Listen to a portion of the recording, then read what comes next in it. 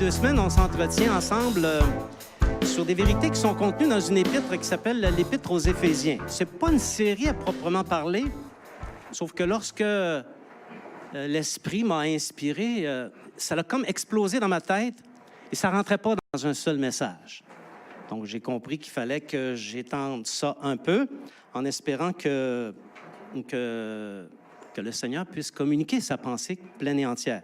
Vous savez, l'Épître aux Éphésiens comporte beaucoup de vérités, des vérités ineffables, des vérités éternelles, des vérités profondes, des vérités qui expriment tout l'amour que Dieu éprouve envers nous, ses serviteurs. Oui, il éprouve de l'amour envers le monde. Il a donné son Fils. Mais encore plus envers nous qui sommes ses serviteurs.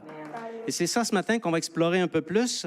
Juste avant, je vous invite à vous joindre à moi. On va remettre ce message entre les mains du Seigneur. Jésus, Seigneur, c'est sous ton regard que nous sommes maintenant assemblés. Il y a des hommes, il y a des femmes, il y a moi ici en avant avec le micro, mais Seigneur, ce qui nous intéresse ce matin, c'est recevoir le conseil de Dieu. Alors, nous prions afin que tu utilises la parole qui va être annoncée et que tu puisses t'en servir pour entrer dans les chemins les plus tortueux de notre cœur, afin de nous dénouer les impasses qui s'y trouvent, afin, Seigneur, d'accomplir ta volonté en nous, afin de nous faire grandir, de nous rapprocher de toi, afin de nous rendre de plus en plus semblables à toi, que nous puissions, par ton Saint-Esprit, nous approprier toutes ces vérités qu'il y a dans ta parole. Donc, nous nous soumettons à toi en ce moment même. S'il y a des contraintes dans nos cœurs, s'il y a des contraintes, des soucis, des troubles, des situations qui perturbent nos pensées, Seigneur, nous les repoussons maintenant au nom de Jésus et nous proclamons la liberté de notre âme à recevoir ces vérités que tu as pour nous. Nous le demandons au nom de Jésus. Amen. Merci, Seigneur. Donc, c'est important de ne pas perdre de vue les vérités qui ont été enseignées dans les dernières semaines et j'aimerais ça, avec votre permission, regardez un peu l'essentiel, parce que je sais, non pas que je doute que vous les ayez oubliés, mais c'est toujours bon de se rappeler les bonnes choses, n'est-ce pas? Donc, les disciples doivent connaître l'espérance qui s'attache à l'appel. Parce que quand tu es chrétien, c'est pas juste de pas dire « Moi, j'ai accepté le Seigneur Jésus et maintenant, je suis sauvé, alléluia, gloire à Dieu ». Non, il faut s'attacher à l'espérance, parce que la Bible dit que c'est en espérance que nous sommes sauvés. Oui, nous avons une assurance, mais c'est néanmoins en espérance que nous croyons être sauvés. Et cette espérance, elle s'attache à l'appel de Christ. Alléluia. Les yeux de notre cœur, on a vu ça aussi, vous vous souvenez, les yeux de notre cœur doivent être illuminés par le Saint-Esprit. Et si les yeux de notre cœur ne sont pas illuminés par le Saint-Esprit, il ne nous sera pas possible de voir ce qui doit être vu. Notamment connaître la richesse de son glorieux héritage, qui est... L'Église. Ça fait 2 fois que tu vends la mèche. Qui est l'Église du Seigneur Jésus-Christ. Non, je sais. Donc, la glorieuse richesse de l'héritage, c'est l'Église, et ainsi, on ne devrait pas dire... Mes frères, mes sœurs, quand on va à l'Église, on ne devrait pas dire « Ouais, à matin, il faut que j'aille à l'Église. » Ouais, un matin, je vais à l'église. Non, on devrait plutôt dire « Alléluia! Je m'en vais rejoindre la compagnie de mes frères et sœurs qui me manquent. » Sitôt que j'ai terminé la réunion, mes frères et mes sœurs me manquent. J'ai hâte de les voir. J'espère que je vais les voir mardi, j'espère que je vais les voir mercredi, j'espère que je vais les voir vendredi, samedi, dimanche, j'espère que je vais les voir à tous les jours. Et ils me manquent. Même en leur présence, ils me manquent. Le Seigneur Jésus me manque aussi. Je me sens bien dans la présence du Seigneur. Je me sens bien lorsque je suis inondé de l'amour de Christ. Et je veux ressentir cet amour de Christ dans l'Assemblée des justes. Amen. L'Assemblée des justes, ce sont ceux qui ont été justifiés par le sang du Seigneur Jésus. Alléluia. Parce que l'Église, c'est la plénitude du corps de Christ. Amen. Si on n'a pas compris ça, on a encore beaucoup de choses à comprendre. Mais si on a compris ça, on peut faire la volonté de Dieu. Ne pas aimer l'Église, mes frères et mes sœurs, c'est ne pas aimer le Seigneur Jésus parce qu'elle est la plénitude du Seigneur Jésus. Aimer l'Église, c'est aimer le Seigneur Jésus. Alléluia. Ainsi, quand je néglige l'Église, je néglige le Seigneur Jésus. Amen. Il y en a qui écoutent. Il y en a qui... J'essaie de ne pas vous endormir, mais il faudrait que vous fassiez un petit effort quand même. Hein? Notamment quand je fais ça. Normalement, ça veut dire je m'attends peut-être à quelque chose de votre part. Là. Donc, les yeux de notre cœur doivent être illuminés par l'Esprit qui montre l'infinie grandeur de sa puissance se manifestant avec efficacité par la vertu de sa force. On a vu ça, vous vous souvenez? Maintenant, ça, c'est une grande phrase un petit peu mystérieuse. Pourquoi? Parce qu'il y a trop de choses profondes dedans. Normalement, notre esprit entend une chose profonde, c'est assez. Mais quand il y en a trois dans la même phrase, on échappe tout. Et c'est souvent comme ça la parole de Dieu. On lit la parole de Dieu et il y a des choses qui nous échappent parce que c'est trop profond. Ça échappe à notre esprit. Mais si on le fait en étant puissamment fortifié par le Seigneur, on va comprendre qu'est-ce que ça veut dire. Alors ici, ce que ça veut dire, la grande phrase que je viens de dire, que... Est-ce que vous êtes capable de la répéter? Les yeux du cœur illuminés par l'Esprit. Bon, c'est bien. C'est un très bel effort. Je te remercie beaucoup, ma sœur. Donc, c'est une grande phrase qui veut dire ceci. Rien n'est impossible à Dieu. Alléluia. OK? Si tu crois, tu verras. C'est ça que ça veut dire. Accomplis la volonté de Dieu et alors sa puissance t'accompagnera. Si tu es chez vous à ne pas accomplir la volonté de Dieu, c'est sûr que tu ne verras jamais la puissance du Seigneur.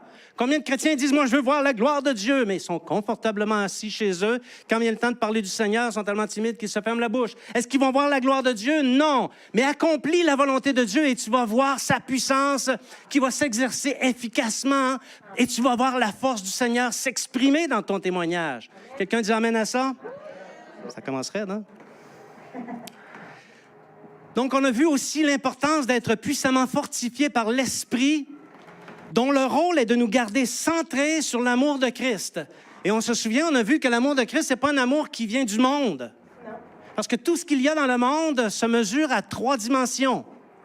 Mais l'amour de Christ se mesure à 4 dimensions. Il y a la profondeur qui traverse les âges, qui traverse le temps, qui traverse également les différents royaumes, le royaume céleste, la puissance de l'air et le royaume de ce monde. Alléluia. Un amour profond, alléluia. Et Dieu veut nous faire grandir dans cet amour. Il veut qu'il se manifeste en nous. Il veut manifester en nous la grande puissance de Dieu, comme l'indique un passage qu'on a regardé la semaine passée, que je vous ai encouragé d'apprendre par cœur. Et aujourd'hui, je vais vérifier si vous avez fait vos devoirs, si vous connaissez le passage par cœur. Éphésiens 3, 20 à 21. Ouais. Ne le cite pas, s'il te plaît. Je sais que toi, tu le connais par cœur.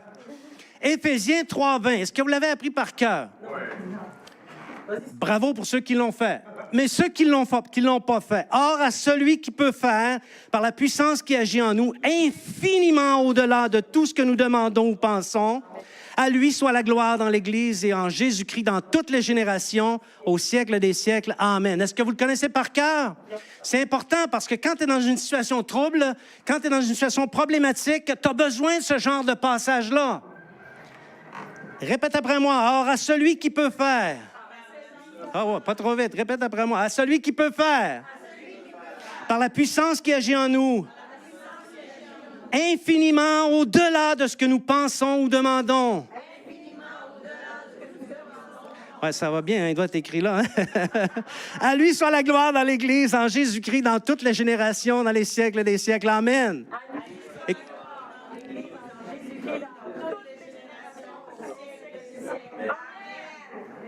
Ensemble, un gros amen là-dessus. Amen. Bien entendu, dans le passage qu'on vient de lire, c'est pas écrit. Vous ne l'avez pas lu, moi non plus, je ne l'ai pas lu.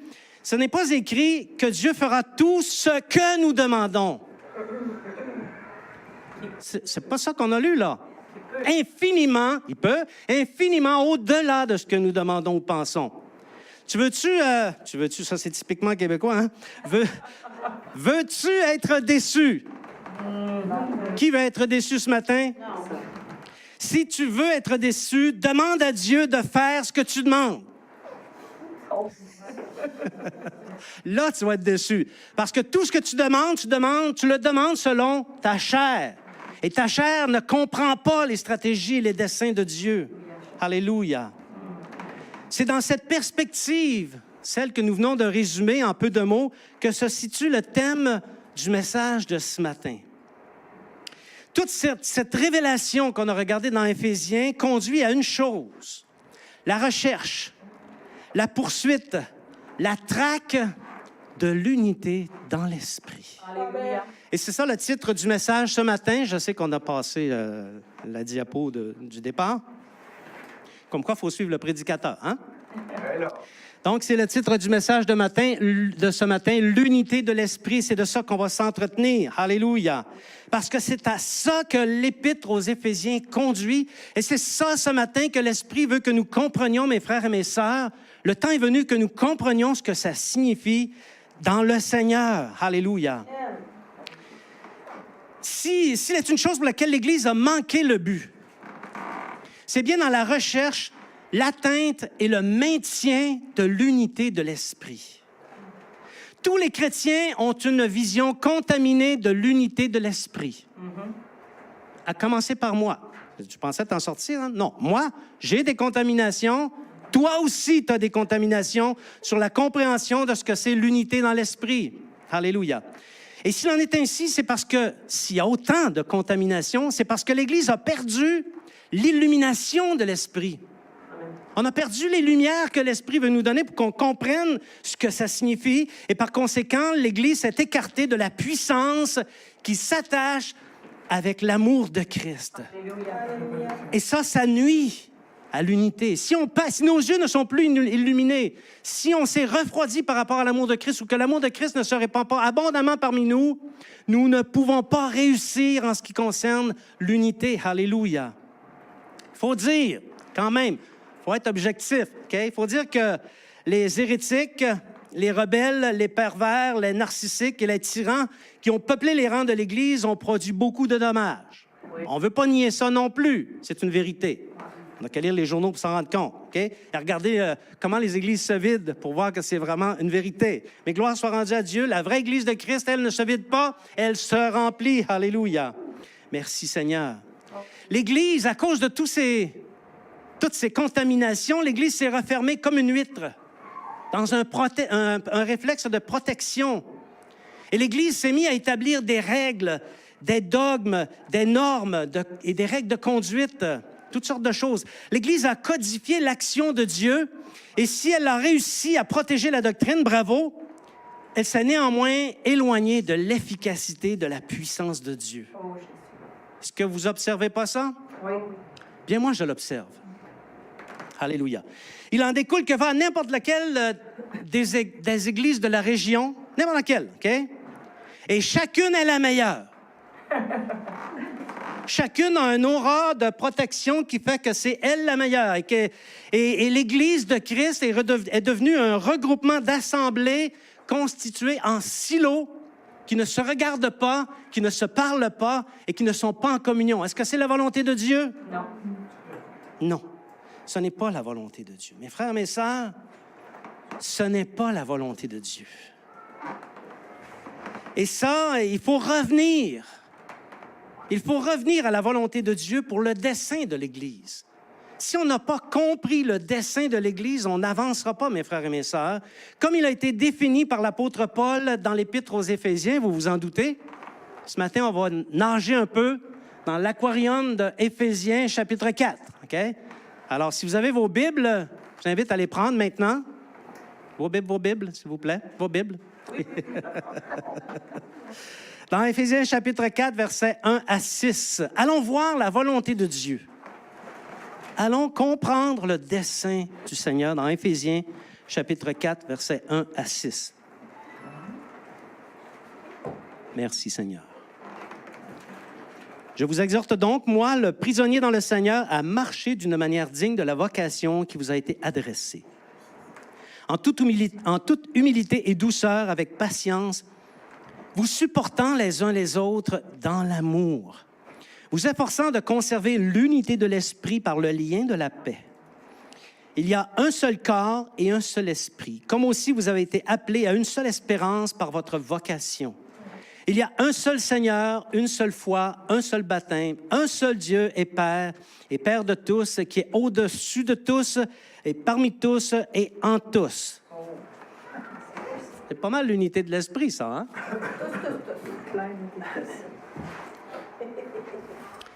Mais qu'est-ce donc, Régent, que l'unité de l'esprit?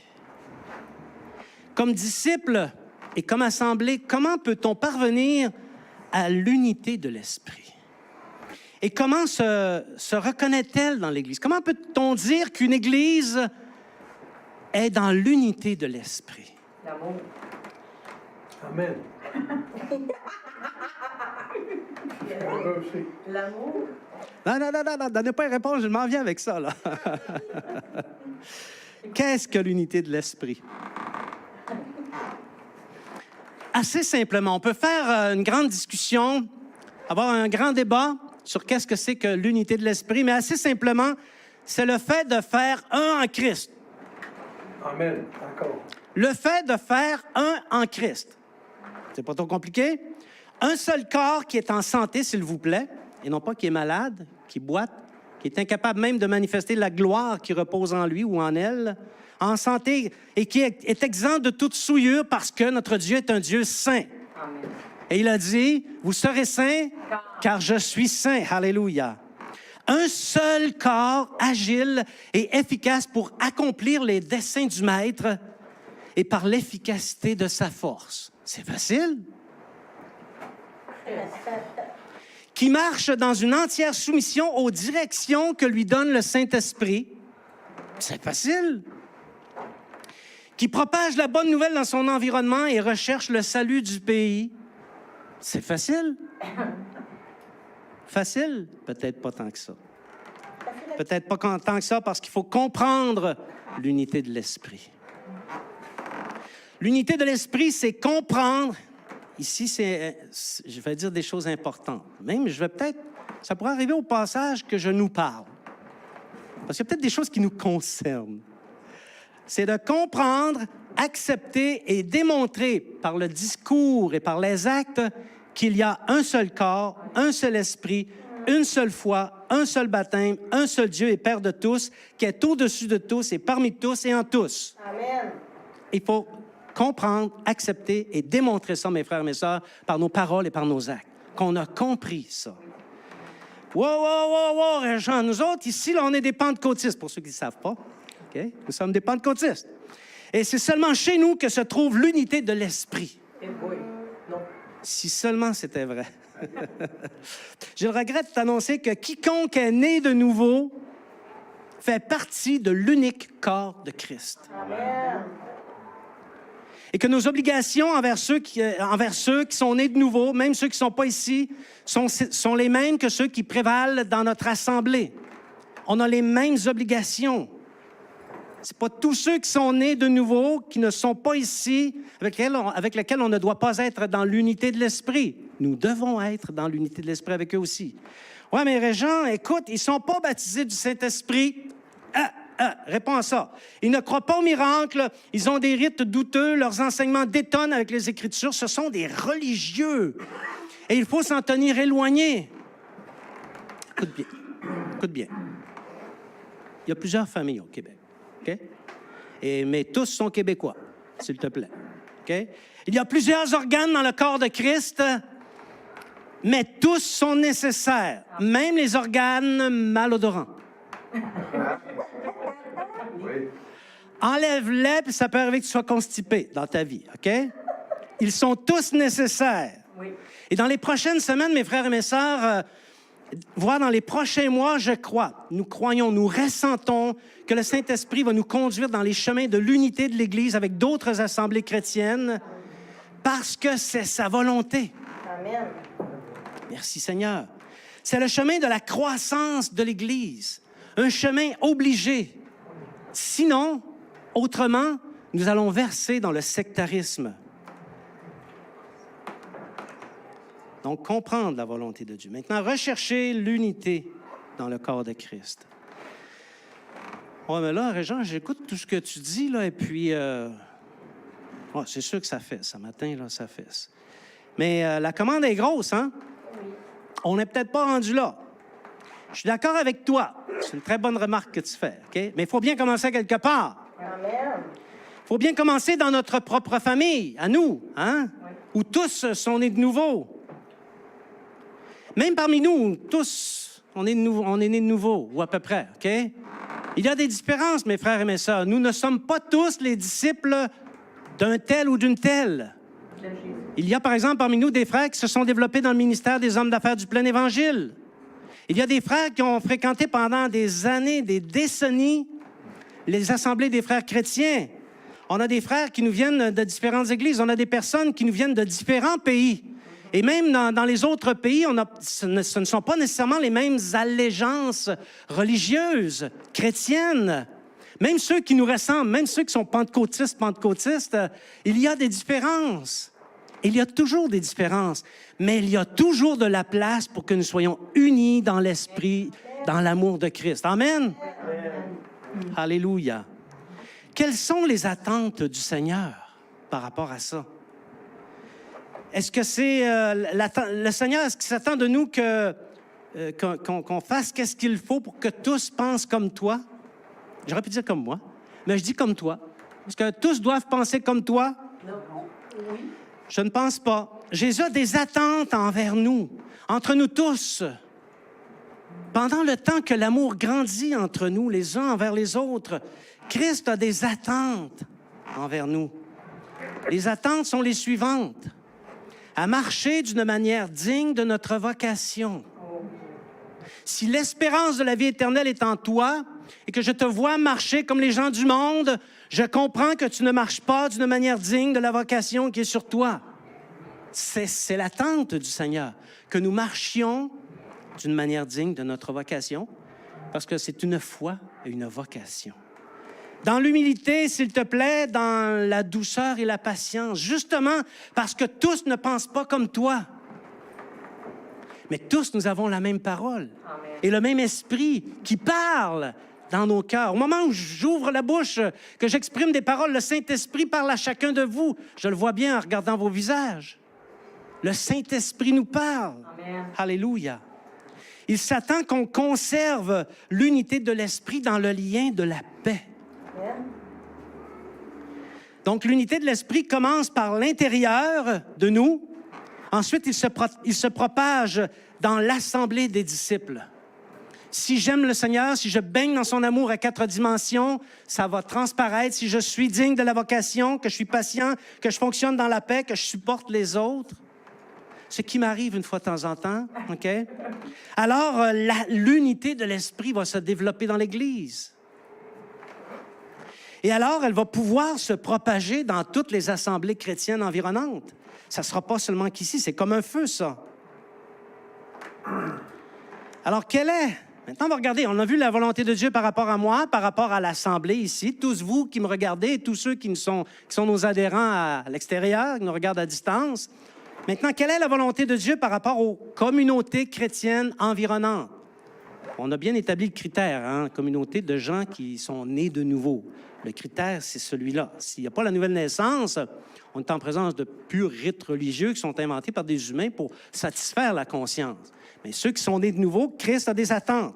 Oui. Par rapport aux communautés, marchez parmi eux, nous, les chrétiens de l'Église Esprit et Vie du Royaume, marchez parmi eux d'une manière digne de notre vocation, jusqu'à ce que nous puissions marcher avec eux.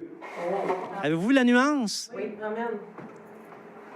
Dans l'humilité, la douceur et la patience, dans l'acceptation des différences, en se supportant les uns les autres, même ceux qui ne sont pas fins, dans un amour parfait. Un amour parfait. Amen. Dans 1 Corinthiens 13, à la perfection. On a du travail à faire, hein? En conservant l'unité de l'esprit dans le lien de la paix. Voilà comment on va y parvenir. En effet, voici ce que dit la parole dans Philippiens chapitre 3, versets 15-16. Ouvrez vos Bibles, faites marcher vos doigts. Philippiens chapitre 3, versets 15-16. Nous tous donc qui sommes parfaits, ayons cette même pensée. Et si vous êtes en quelque point d'un autre avis, Dieu vous éclairera aussi là-dessus. Seulement au point où nous sommes parvenus, marchons d'un même pas. Alléluia. Amen. Voyez-vous, la différence de doctrine ou la différence de pratique, elle ne se voit pas dans les credos. Allez voir les credos de n'importe quelle église chrétienne, c'est pas mal tout pareil. Mais quand tu vas dans l'assemblée, là, il y a des différences. Hein? Même dans la région, si on se promène un peu, on voit qu'il y a des grosses différences. Mais il faut qu'on mette nos efforts pour marcher ensemble, sachant que Christ, si la parole est prêchée avec vérité et dans l'amour, Christ va faire son travail dans le cœur des personnes et les personnes vont fonctionner dans la paix, dans l'amour, ils vont se supporter et on va grandir ensemble dans l'esprit, les uns avec les autres. Amen. Amen. Alléluia. Mais pour ça, il faut qu'on mette nos efforts pour marcher d'un même pas, les uns avec les autres, avec les anciens chrétiens. Les anciens chrétiens qui ont raison sur tout, là. Tu sais que tu peux pas enseigner parce qu'ils l'ont déjà vu, ils ont déjà expérimenté. Tu as déjà parlé avec un vieux chrétien? Fatigant, je peux te le dire. OK? Les nouveaux... Non, j'ai pas visé personne, là, OK? Je parle de l'expérience ici, là, OK? Parler avec les nouveaux aussi, c'est pas reposant. Les nouveaux, ils arrivent avec des affaires, c'est assez... Des fois, c'est rock'n'roll, c'est ça. Tu les écoutes parler, tu dis, ouh là là, dans quelle planète il arrive, celui-là, hein? Donc, dans l'acceptation et dans l'amour, puis dans la patience, dans le fait de se supporter, mais aussi dans les différentes origines. On a tous des origines différentes. Et ça ne fait que commencer. Oui. Parce que des disciples qui vont venir ici, qui sont d'une origine différente de la nôtre, ça va venir par dizaines, voire par centaines, mes frères et mes sœurs. Et si on ne comprend pas qu'est-ce que c'est que l'unité de l'esprit, nous ne réussirons pas. Il faut qu'on le comprenne. Amen. Alléluia. Alléluia. Et finalement, on va pouvoir le réussir également avec les autres, les personnes des autres assemblées avec lesquelles le Saint-Esprit éventuellement va nous appeler à marcher. Amen. Maintenant, mon frère, ma sœur, je sais que je viens de dire des choses difficiles à entendre, surtout quand on est confortable. Tu sais, quand tu es confortable chez vous, tu n'as jamais sorti de tes quatre murs. Ça peut être menaçant de sortir au centre d'achat. OK? Donc ici, on est dans une assemblée, on est confortable, on s'aime tous les uns les autres, moi je l'espère. OK? On s'aime tous d'un amour ardent, mais en dehors de nos murs, ça peut être une autre chanson. Mais j'ai un truc pour toi. Un truc extraordinaire qui va te garder dans la sécurité. Alléluia. Amen. Développer l'immunité chrétienne. Pas l'immunité parlementaire, là. Okay, c'est pas pareil. Écoutez bien ceci. Pendant 1 an et demi, moi, Ray Chambaltais, alors que j'étais encore un jeune chrétien, 3 ans de vie chrétienne, ça me semble que c'est hier, j'ai fréquenté une assemblée de frères chrétiens. Gardez vos tomates, s'il vous plaît. J'ai fréquenté une assemblée de frères chrétiens. Est-ce que j'ai renié le baptême du Saint-Esprit, les dons spirituels, les signes et les prodiges? Non. Ben non, j'ai pas renoncé à ça. J'ai pas abdiqué, j'ai pas abjuré. Ça n'a pas eu d'impact sur ma foi. J'ai côtoyé un nombre quand même important de chrétiens baptistes, des Nazaréens, des charismatiques et d'autres dénominations chrétiennes où on professe la nouvelle naissance, le fait de naître de l'esprit. J'ai fréquenté ces milieux-là. Est-ce que ça a eu pour effet pour moi de me faire perdre pied sur l'un quelconque des enseignements des évangiles ou des apôtres? Non. Est-ce que c'est parce que j'ai la tête dure? Non. Oui. C'est parce que j'ai été fondé sur la vérité. Amen. C'est le temps de lui tirer vos tomates. J'ai lu un nombre impressionnant d'ouvrages chrétiens qui étaient totalement conformes à la vérité et d'autres qui étaient totalement non conformes à la vérité. Okay? Est-ce que ça m'a fait reculer sur l'un des aspects de la vérité? Non. Imaginez. Et là, je le dis à vous, je sais que ça ira pas ailleurs. Je sais qu'on n'est pas enregistré, qu'on n'est pas sur le net. Donc, je vous fais confiance.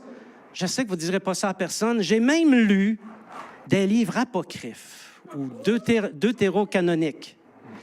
J'ai lu des livres pseudo-épigraphes, OK? C'est-à-dire des gens dont on dit que c'est un tel, c'est l'auteur, mais c'est loin d'être prouvé que c'est lui l'auteur, OK? Et j'ai même lu des livres chrétiens non évangéliques. C'est terrible. 3 fois, mes frères et mes sœurs, je le confesse, 3 fois, j'ai lu le livre d'Hénoch. Yes. Honte à moi. Bien-aimés, Vous avez compris que c'est ironique, hein? Bien-aimés, si votre conversion est vraie, vous appartenez à Christ et vous baignez dans son amour. Amen. Et c'est un amour à 4 dimensions qui va vous garder jusqu'au jour de son retour, qu'importe les lectures que tu vas faire et les contacts, ou encore les contacts des gens avec lesquels tu vas être. Amen. Tu dois développer ton système immunitaire spirituel. On en a un. On n'a qu'à faire la comparaison avec le système immunitaire humain. Comment je peux réussir à combattre une bactérie? Comment mon corps peut écraser la bactérie? C'est en étant au moins une fois exposé. Est-ce que je me trompe? Non, c'est vrai. Et là, il y a des anticorps qui vont se développer. Puis les anticorps, eux autres, ils s'attaquent à quoi? Les mauvaises cellules, à moins que tu sois complètement débalancé, là. OK? Mais normalement, c'est comme ça que ça se passe. Ça va attaquer les mauvaises cellules pour garder le corps dans toute son intégrité. C'est comme ça que ça se passe. Mais c'est aussi comme ça en esprit, mes frères et mes sœurs. Oui. Alléluia. Tu dois développer ton système immunitaire spirituel, apprendre à discerner les choses. Amen. Et ça, ce n'est pas la job du pasteur. Amen.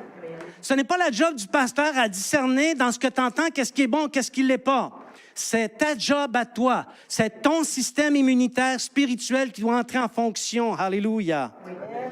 Tu as la Bible. Oui. Tu as le Saint-Esprit. Alléluia. Tu as l'Église. Qu'est-ce que tu as besoin d'autre? Si tu es un jeune chrétien, mettons 0 à 3 ans, OK? C'est comme ça ici, nous, qu'on raisonne. Nous allons veiller sur toi.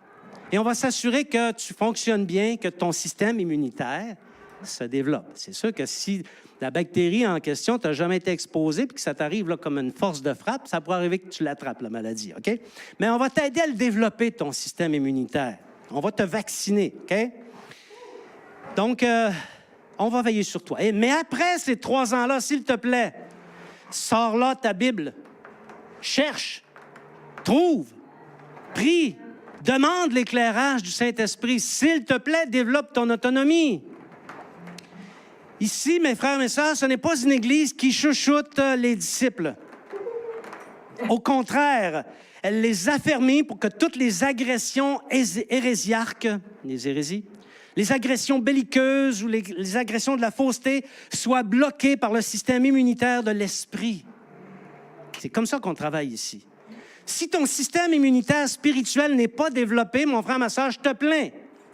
Je te plains parce que tu vas toujours dépendre du pasteur.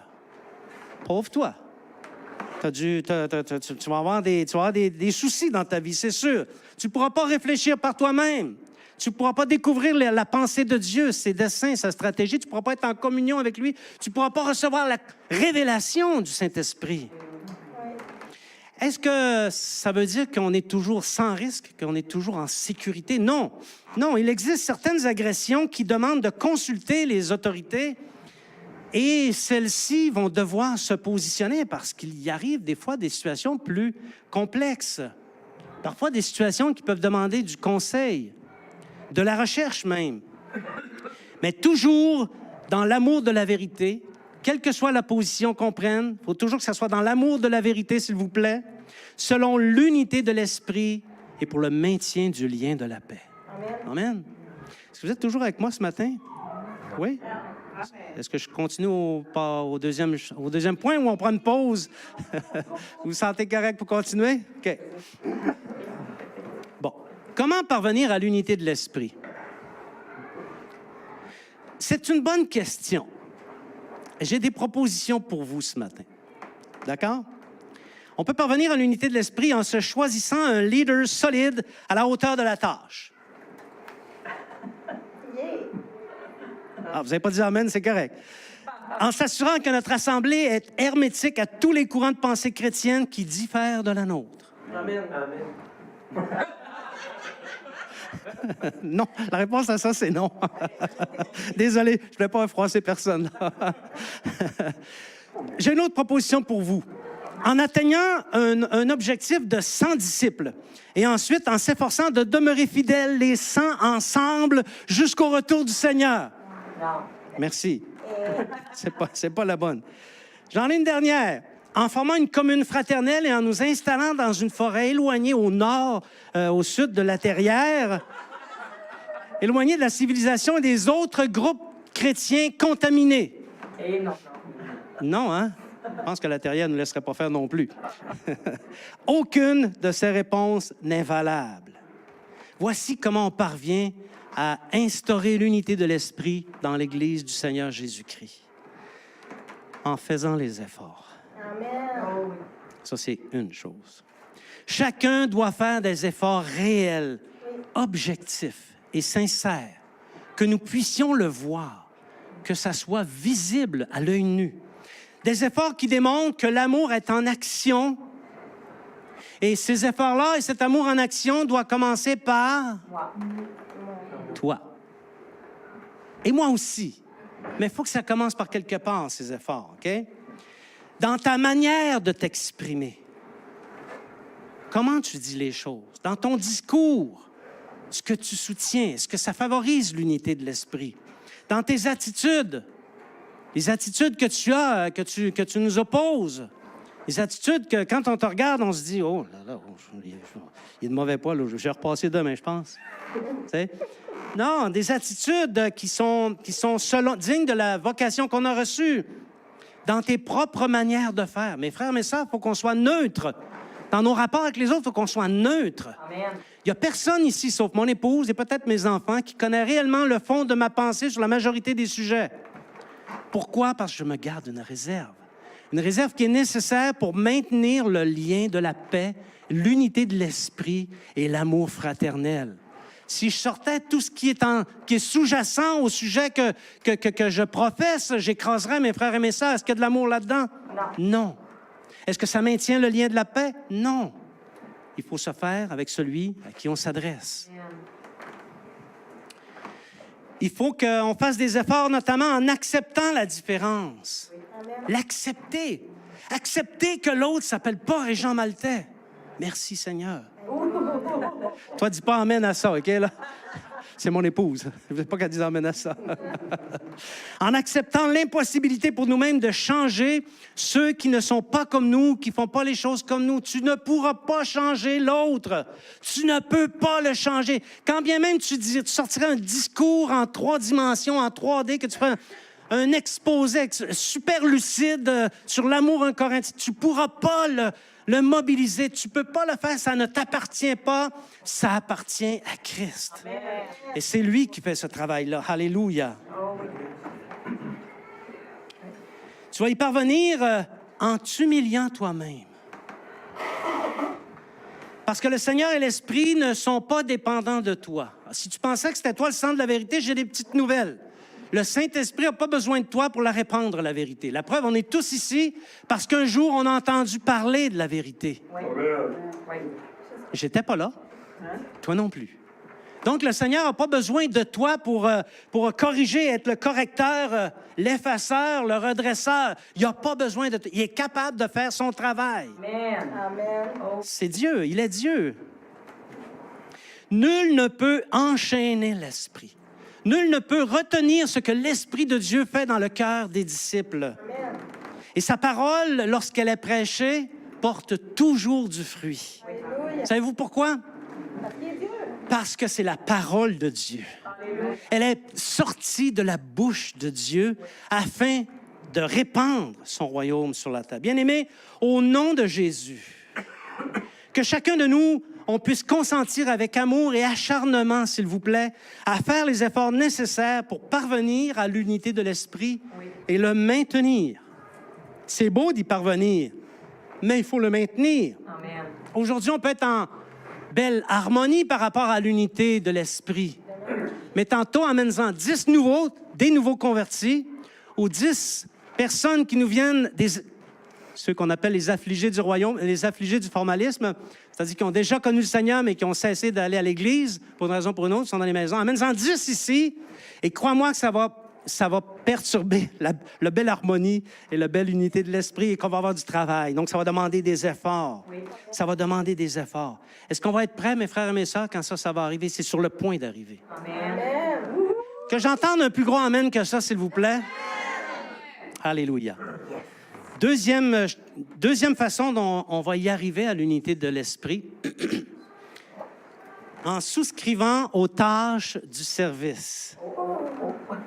Ah, celle-là, Régent, on ne l'attendait pas, là. Puis, je suis pas sûr, Régent, qu'on est tenté de l'entendre. Peut-être que tu pourrais conclure ici, faire l'appel. Ça ferait peut-être la job. Bien, si j'en parle, c'est pas parce que ça me tente nécessairement. C'est parce que c'est l'enseignement de l'apôtre Paul. Et on ne va pas cacher les enseignements de l'apôtre Paul.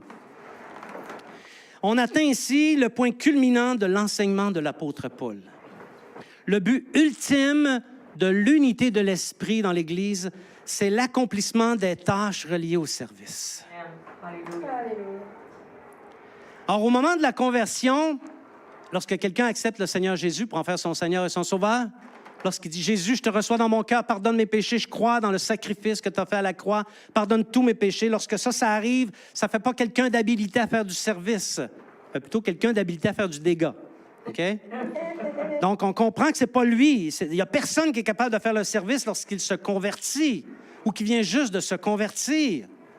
Il y a un cadre, un ordre instauré par le Seigneur lui-même qui favorise le développement des disciples jusqu'à ce qu'ils deviennent capables de faire les tâches du service. On va aller voir un passage des Écritures qui soutient ce qu'on vient de dire. Vous l'avez deviné, c'est dans le chapitre 4 de l'Épître aux Éphésiens.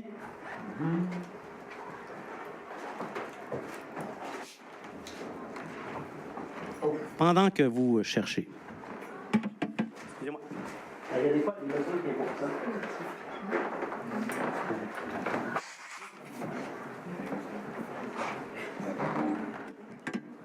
Désolé pour cette interruption. Donc, Éphésiens chapitre 4, versets 7 à 12. J'ai ici la version second 21. Cependant, à chacun de nous, la grâce a été donnée à la mesure du don de Christ. C'est pourquoi il est dit, il est monté sur les hauteurs, il a emmené des prisonniers, il a fait des dons aux hommes. Or, que signifie il est monté, sinon qu'il est aussi d'abord descendu dans les régions les plus basses de la terre? Celui qui est descendu, c'est celui qui est monté au-dessus de tous les cieux, afin de remplir tout l'univers. C'est lui qui a donné les uns comme apôtres, les autres comme prophètes, les autres comme évangélistes, les autres comme bergers et enseignants. Il l'a fait pour former les saints aux tâches du service en vue de l'édification du corps de Christ. Mes frères et mes sœurs, on dit que Jésus est venu tout accomplir, et c'est vrai, lorsqu'il est mort, dans cette période qu'on est en train de faire la célébration, lorsqu'il est mort, il est descendu dans les régions inférieures de la terre. Il est allé prêcher aux âmes qui étaient retenues captives depuis les temps de la patience de Christ, aux temps qui ont précédé le déluge, et aussi toutes les âmes qui étaient converties. On appelle ça le lieu du séjour des âmes justes. OK? Le séjour des morts est composé à tout moins de deux espaces. Un espace pour les âmes impies et un espace pour les âmes justes. Mais cet espace aujourd'hui est vide. Pourquoi? Parce que Jésus a visité le séjour des morts et il est allé libérer ceux qui étaient captifs au temps de la patience de Dieu et il les a emmenés au ciel. Et il n'a pas seulement délivré que ces âmes-là, il a aussi délivré tous ceux et celles par la foi. Et dans l'unité, il a délivré ceux et celles dont le nom est écrit dans le livre de vie de l'agneau depuis la fondation du monde. Alléluia. Et à partir de ces âmes-là, il a fait des dons. Il a fait des dons. Alléluia. 5 dons ministériels qui ont été donnés par Christ. Si Christ les a donnés, je les veux. Nous les voulons. Amen. Nous les avons. Nous les voulons, nous aspirons. Les 5 dons ministériels, ils sont acquis par Christ en vue de l'édification. On va voir ici qu'il ne s'agit pas de l'édification personnelle. Les 5 dons ministériels ne sont pas ici pour flatter mon ego. C'est sûr que quand mon ego est flatté, je sors et je suis béni, je dis Alléluia Seigneur, mais c'est mon ego qui a été flatté. On ne parle pas de cette édification-là ici. On parle de la construction de l'Église de Christ. Alléluia. Les 5 dons ministériels, l'apôtre parcourt les nations. L'évangéliste parcourt les villes. Voyez comment Dieu a pensé les choses, le Seigneur a pensé les choses. Le prophète transmet les oracles de Dieu dans les assemblées. Les docteurs exposent la doctrine. Et on a besoin, si on ne veut pas être mêlé, on a besoin de docteurs qui nous expliquent comment être en santé, n'est-ce pas? Et les pasteurs ou les bergers prennent soin des brebis dans les maisons. Et c'est comme ça que le Seigneur Jésus l'a voulu. Une très belle organisation. Une organisation très bien ramifiée, remplie d'une sagesse extraordinaire, une sagesse divine. Mais là, ici, il y a quelqu'un qui dit, « Ouais, mais Régent, écoute, là, on est quand même en 2019, et ça, ce que tu viens de nous lire, ça concerne le temps des apôtres. » Écoute, le décret d'Éphésiens 4 est tout autant valide aujourd'hui qu'il l'était autrefois. Et crois-moi, il va être valide jusqu'au retour du Seigneur Jésus. Alléluia. Jamais ce décret n'a été révoqué, sauf par les hérésiarques, les promoteurs d'hérésie, les tyrans de tous Akabites. Eux autres, oui, eux autres, ils ont tassé ça parce qu'ils veulent rogner. Ils veulent prendre le contrôle. Mais nous, l'Église Esprit et Vie du Royaume, c'est sur ces bases-là que nous avons été construits les dons, les 5 dons ministériels. Jésus à la tête, comprenons-nous bien, c'est important de comprendre ça, mes frères et mes sœurs. Jésus à la tête, pas Régent Maltais, de grâce. Jésus à la tête de l'Église. Ensuite, les 5 dons ministériels dont on a besoin. Ensuite, les évêques, les diacres et les anciens. Et pourquoi tout ça? Pourquoi toute cette belle organisation? Bien, pour former les saints aux tâches du service en vue de l'édification. C'est ce qu'on vient de lire. Merci, Seigneur Jésus. L'édification dont on parle, c'est la construction de l'édifice qui est l'Église du Seigneur.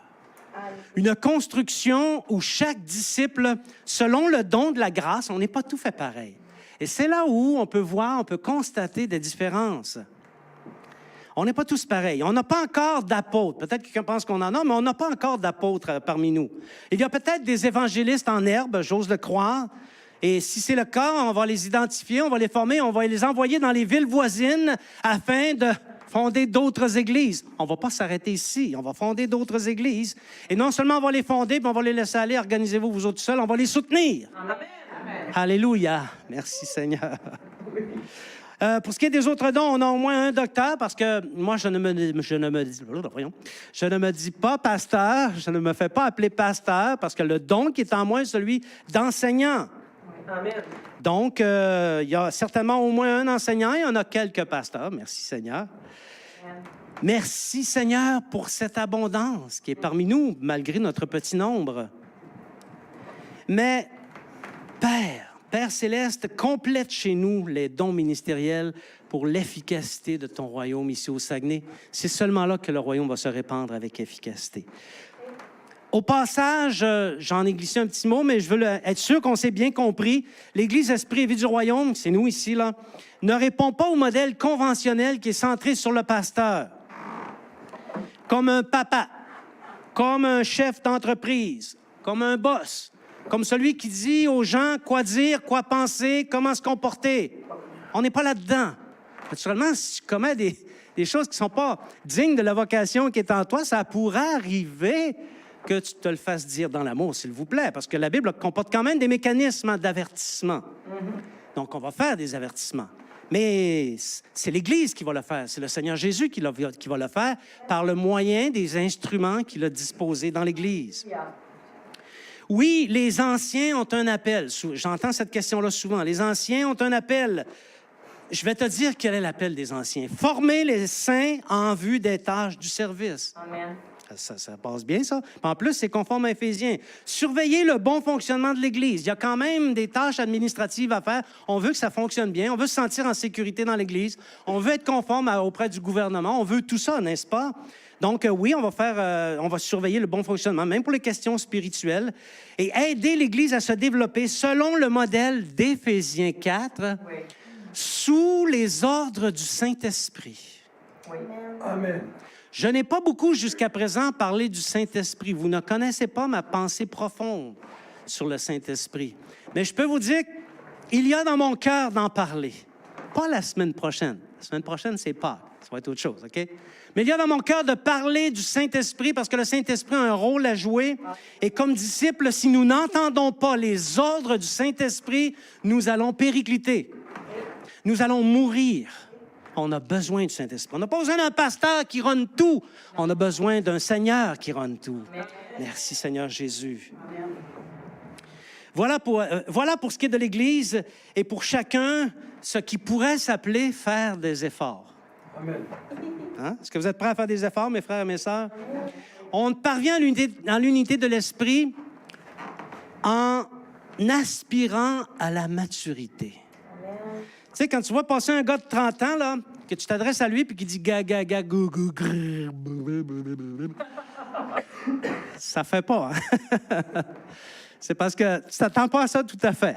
Il y a un temps pour être un enfant, puis il y a un temps pour être adulte. Alléluia.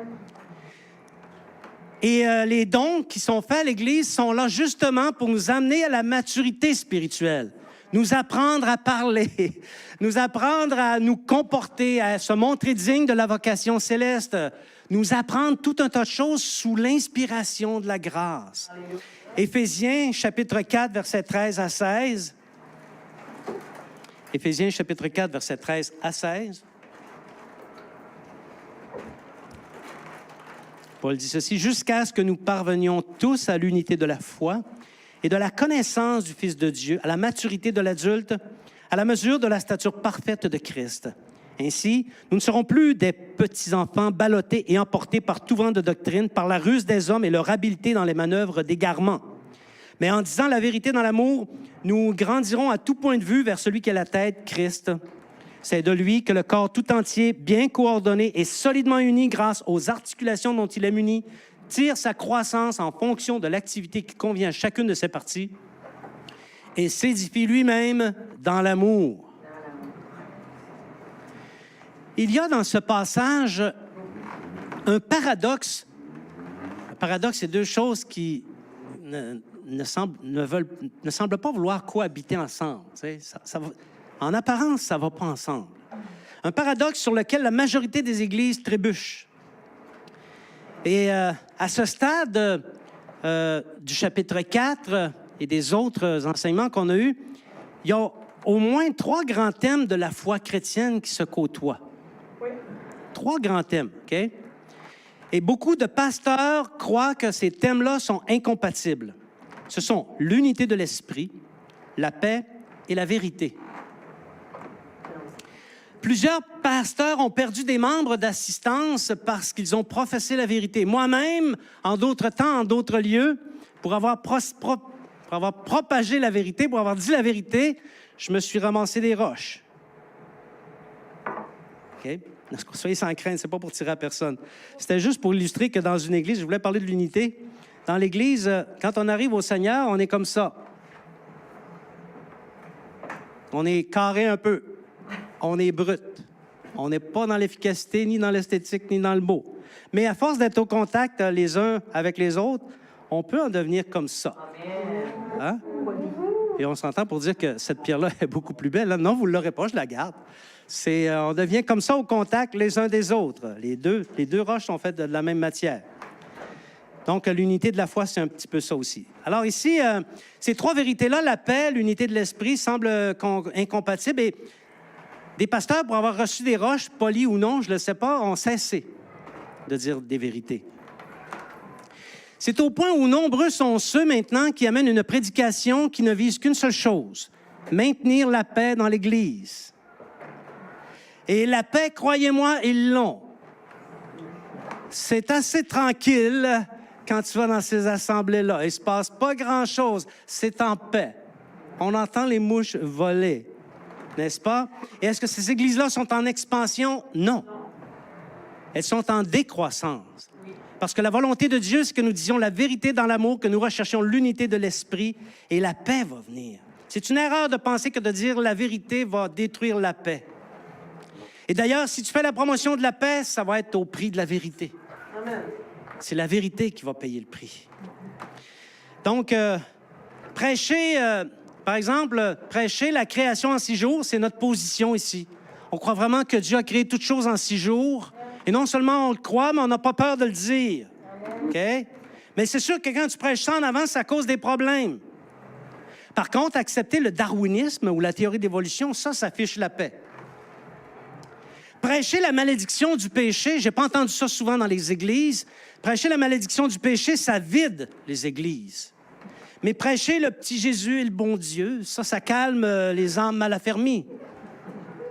Affirmer que l'enlèvement de l'Église est accessoire, c'est un petit morceau dans les événements de la fin et que ça va survenir juste avant le retour visible de Jésus lorsqu'il va venir faire la guerre aux Nations réunies, ça, c'est sans cœur. Quelqu'un qui dit ça, il n'y a pas de cœur, c'est un cruel. OK? Mais enseigner qu'il va revenir juste avant les jugements, ça, c'est bon pour le moral. Hein?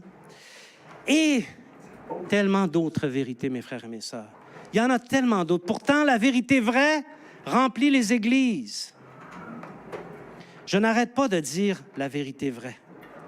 Je n'arrête pas de dire des choses à chaque dimanche où je m'attends d'avoir des, comme on dit en français québécois, des comebacks, des coups par en arrière. Et non, il n'y en a pas. La vérité vraie remplit les églises. Parce que l'homme, la femme qui aime le Seigneur aime la vérité et elle aime l'entendre et elle carbure à la vérité. Ah, les histoires, j'en veux plus, s'il te plaît. Amenez-moi la vérité. On l'a, la vérité. Pourquoi s'en priver? Elle est avec nous, merci Seigneur. En autant, naturellement, en autant que cette vérité est dite dans l'amour, dans le but d'édifier, de construire l'Église de Christ. La vérité, toute la vérité, dite dans l'amour, stimule la foi et l'action dans l'Église. En même temps que la paix, si nous ne sommes pas animés par un esprit de condamnation ou un esprit de dispute. Ça arrive de temps en temps qu'on rencontre des gens comme ça. Ils ne sont pas animés par la paix. Oui, ils pensent professer la vérité, mais en eux, il y a l'esprit de dispute. Un esprit de... Ça manque de maturité un peu. Donc, c'est ça que nous recherchons à l'Église Esprit et Vie du Royaume. C'est ça vers quoi nous tendons. Ce sont les inspirations que le Saint-Esprit fait peser sur le cœur des hommes et des femmes qui veulent avancer avec lui. Normalement, j'ai un troisième point, mais là, ce matin, on n'aura pas le temps. Mon troisième point, c'est après Pâques. Tous ces enseignements de l'apôtre Paul, dont on vient de faire la promotion dans les 3 dernières semaines, conduisent vers une conclusion logique qui est conforme au plan du salut. Être de vrais disciples. Dans la vraie Église de Christ, dans l'unité de l'Esprit. La semaine prochaine, pas la semaine prochaine, c'est Pâques, c'est Dan qui va amener la parole. Mais quand je vais revenir derrière le micro, nous allons continuer cette étude sur l'Épître aux Éphésiens et on va s'entretenir sur la conséquence, justement, qui est celle de quitter la sottise et revêtir la vie nouvelle. Amen. On devrait avoir un peu de plaisir. Donc, c'est ce qu'on va c'est ce qu'on va faire le 28 avril, après Pâques, lorsque je vais reprendre le micro. J'ai invité Jennifer. Je vais maintenant à la conclusion. Bien-aimés, le Saint-Esprit, comprenez bien que s'il y a des messages comme ça qui sont donnés à l'Église, c'est parce que le Saint-Esprit nous a pris en charge. Nous n'avons pas été laissés orphelins. Il nous révèle les choses importantes, capitales, non pas dans la perspective des hommes, mais dans la perspective de Christ. Entendons et recevons d'un bon cœur ce que le Saint-Esprit porte à notre attention. Les yeux de notre cœur doivent être ouverts pour recevoir ces vérités. Et il y a seulement le Saint-Esprit qui peut les révéler.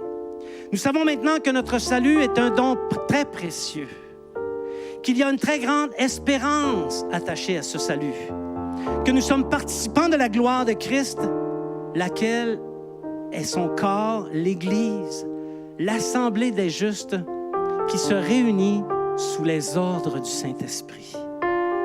On sait que nous sommes choisis pour un héritage qui ne peut ni se corrompre, ni souiller, ni flétrir, et cet héritage nous est réservé dans les cieux. On sait qu'ayant ces choses à l'esprit, il nous faut comprendre et rechercher l'unité de l'esprit, qu'il nous faut y parvenir en faisant les efforts nécessaires, en faisant volontairement les tâches qui nous sont dévolues pour le service par la grâce ou selon le don de sa grâce.